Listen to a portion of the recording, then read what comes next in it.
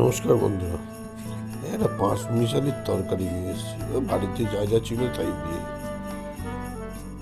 সব কিছু কেটে নিয়েছি। এবার কড়াইতে তেল গরম করে তাতে একটা শুকনো লঙ্কা, পাঁচ ফোড়ন 1 চামচ আর 2টো তেজপাতা দিয়েছি।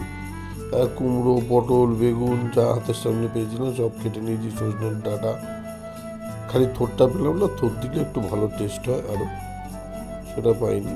আলু দিয়েছি, বেগুন দিয়েছি, সব কিছু দিয়েছি, পটল, সজনে ডাঁটা, বেগুন, এসবগুলো দিয়ে এবার একটু নাড়িয়ে চাড়িয়ে 2-3টে কাঁচা লঙ্কা। তাই তখন ঘরের ভেতরেই ছিলাম। মা বললো যে তরকারিটা আমি করি, আমি বসিয়ে দিই। আর তুমি তো দাঁড়াতে পারো না এখন, তার ভিতরে মা করছে। তাই এর ভিতরে 1 চামচ হলুদ, 1 চামচ নুন দিয়ে দিল, দিয়ে সজনে ডাঁটাগুলো ওর ভিতরে দিয়ে দিল, দিয়ে নাড়িয়ে চাড়িয়ে ভালো করে একটুখানি ঢাকা দিয়ে দিতে। এবার মা দাঁড়াতে পারছে না, আমার বলছে কোমরে ব্যথা করছে। ঠিক আছে সরব, আমি করছি। এই দুজনে মিলেই চলছে, আমি পাশে দাঁড়িয়ে আছি। একবার বসছি, 2 চামচ জিরের গুঁড়ো দিয়ে দিল, তাতে দিয়ে নাড়িয়ে চাড়িয়ে দিল, দিয়ে ঢাকা দিয়ে দিল।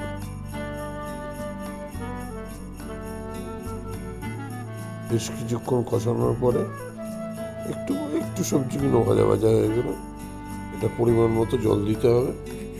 যা সবজি থাকবে তার থেকে একটু বাড়িয়ে দেবে, সব সবজিগুলো একটু ভালো মতো সেদ্ধ হয়। জল দিয়ে নাড়িয়ে ঢাকা দিয়ে দেওয়া হয়েছে।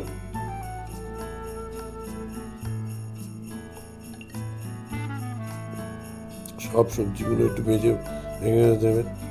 আর এই যে সাদা গুঁড়োর মতো দিলাম, এটা আপনারা অনেক রান্নাই দেখবেন, কারণ কিছু রান্নায় তো দিতেই হয় চিনি। আমরা তো চিনি দিই না, কারণ ওই সুগার ফ্রি একটু দিয়ে দিলাম। যতক্ষণ না সবজি সেদ্ধ হচ্ছে ততক্ষণ পর্যন্ত করতে হবে। আর সবজিগুলো ভালো করে কেটে কুটে একটু ভেঙে চুড়ে দিতে হবে।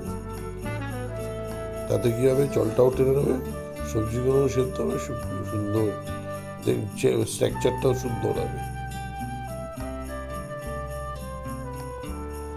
মা পেছন দিয়ে বলছে ওরে একটু ঝোল ঝোল রাখি, চাই যে ঝোল ঝোল খাবো।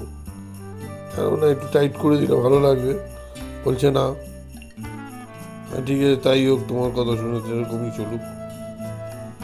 যেহেতু মা বলেছে, মায়ের কথা তো শুনতেই হবে। তাই একটু জল জলেই নামিয়ে দিলাম। আপনারা এটাকে আরও ড্রাই করে নেবেন, তাহলে টেস্ট বাড়বে।